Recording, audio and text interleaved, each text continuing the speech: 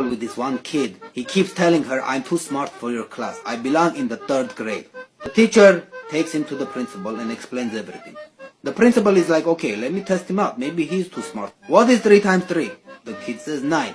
What is 6 times 6? The kid says 36. He keeps asking these questions, but the teacher is not satisfied. She decides to throw in her own questions. What does a cow have 4 of that I only have 2? The kid thinks about it. Legs. Okay, correct. Next question. A finger goes in me. You play with me when you are bored. The best man always gets me first. Wedding ring.